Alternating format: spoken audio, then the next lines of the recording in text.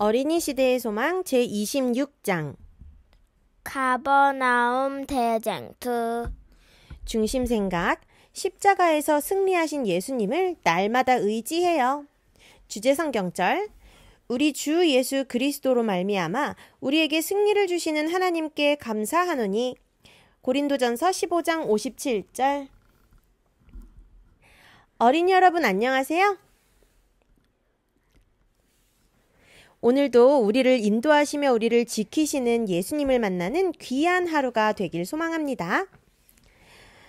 코로나19가 끝나고 우리는 무엇을 경험하고 있나요? 여러 가지 사건과 자연재해가 끊이지 않고 있지만 특별히 전쟁을 더욱 뚜렷이 경험하고 있어요. 러시아 우크라이나 전쟁으로 인해 지금도 많은 이들이 공포에 떨고 있으며 희생을 당했지요. 전 세계적으로 물가가 요동하면서 많은 국가에 피해를 주기도 했어요. 우크라이나 러시아에 관한 뉴스 기사들을 하나하나 살펴보면서 하늘 아래 어떻게 이런 일들이 있을까? 정말 손을 모아 간절히 기도하며 마음 졸였어요. 가장 기억에 남는 사건은 우크라이나 시골에 러시아 군인들이 쳐들어와서 가족들을 학살하고 어린 자녀들이 보는 앞에서 엄마를 괴롭히고 끝내는 목숨을 빼앗았던 사건이에요. 이외에도 수많은 기사가 우리의 마음을 너무도 아프게 해요. 이어서 이스라엘 하마스 전쟁이 일어났죠. 이 전쟁으로 인해 사상자가 1000명, 2000명 하더니 10,000명도 넘었어요. 많은 사람이 하루아침에 귀한 생명을 잃었어요. 그러나 이러한 전쟁과는 비교할 수 없을 정도로 길고 치명적인 전쟁이 치러지고 있는데 그 전쟁은 어떤 전쟁일까요? 지구가 창조된 후 사탄이 이 지구로 오게 되었고 이곳을 점령하고자 아담과 하와를 유혹해 하나님을 대적하게 했어요. 그리고 지금까지 6,000년 동안 악의 세력은 많은 사람을 유혹하고 죄에 빠뜨려 영원한 죽음을 선택하도록 만들었지요.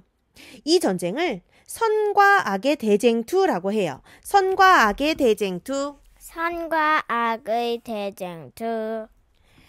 그러나 여러분 안심하세요. 이 전쟁은 이미 예수님이 십자가에 달려 돌아가심으로 승리한 전쟁이랍니다. 누가 승리했어요? 예수님. 맞아요. 우리는 십자가에 달리신 예수님을 기억하며 우리와 함께 하시는 예수님을 믿고 예수님을 닮고자 하는 열망으로 살아가야 하죠. 여러분들은 태어나면서 하나님을 믿는 가정에서 태어났나요? 네. 신앙하는 엄마 뱃속에서 태어나 자연스럽게 신앙을 하게 된 것을 모태신앙이라고 하지요. 이 글 쓴 목사님은 모태신앙이 아니에요. 믿지 않는 가정에서 태어났어요. 그런데 하나님의 놀라운 도움으로 목사님 가족은 재림기별을 듣게 되었고 온 가족이 하나님을 믿는 가정이 되었어요. 그리고 3형제 가운데 둘째인 이 목사님은 인생의 많은 길 가운데 목회자의 길을 가게 되었어요. 하나님의 부르심이 없었다면 절대로 목회의 길을 걸을 수 없었을 거예요. 만약에 하나님이 이 목사님의 가정을 지켜주시지 않았더라면, 하나님이 이 목사님을 인도해 주시지 않았더라면 목사님의 가족은 지금도 진리를 찾아 방황했을 것이고 이 목사님도 여기까지 절대로 올 수 없었을 거예요. 이스라엘의 지도자들과 교사들은 악령을 물리칠 수 있는 유일한 수단을 등한히 했다. 그리스도께서 악한 자를 이기신 것은 하나님의 말씀으로 말미암은 것이었다. 유대 지도자들은 자의적으로 해석하면서 하나님께서 주시지 않은 것을 마치 하나님께서 말씀하신 것처럼 만들어버렸다. 그들은 세부적인 문제로 논쟁을 벌였으며 그렇게 함으로써 본질적인 진리를 거부했다. 그들은 이런 식으로 하나님의 말씀의 권위를 빼앗았고 악한 영들은 그들의 뜻을 성취하였다. 이스라엘의 지도자들과 교사들은 태어나면서부터 말씀을 아는 자로 태어났어요. 모태신앙으로 출발한 사람들이지요.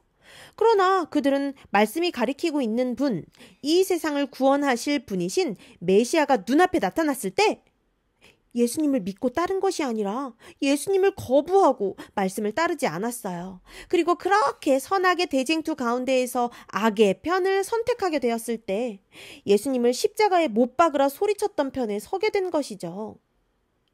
오늘 본문 성경절을 다시 읽어볼까요? 우리 주 예수 그리스도로 말미암아 우리에게 승리를 주시는 하나님께 감사하노니. 고린도전서 15장 57절.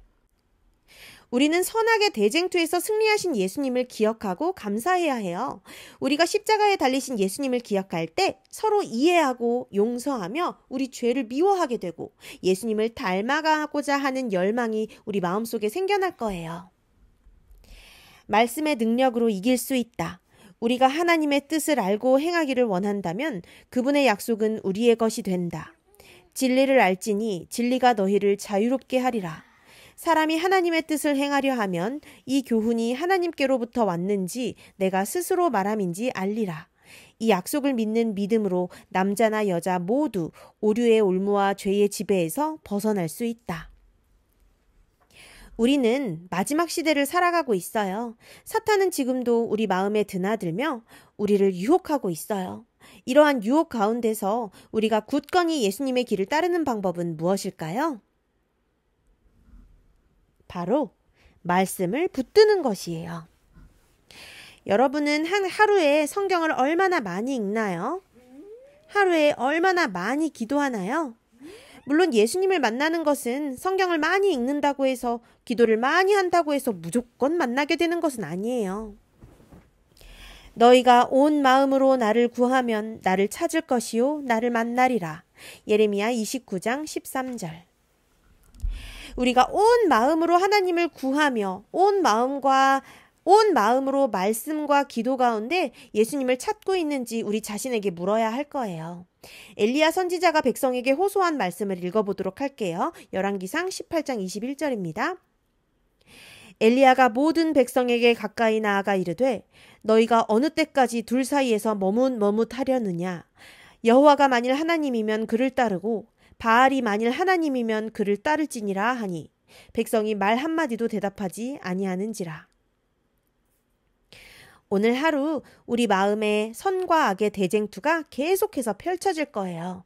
누군가를 미워하고 부모의 말씀에도 순종하지 않고 내가 하고 싶은 대로 행동하고 게으르게 지낼 수도 있어요. 그러나 반대로 부지런하고 누군가를 돕고 누군가에게 복음을 전하며 누군가를 위해 기도하며 지낼 수도 있어요. 어떤 일이 하나님의 편이며 승리의 길인지 말씀과 기도 속에서 만나는 하나님의 음성을 듣고 진리의 길, 승리의 길로 걸어가기를 바랍니다. 끝.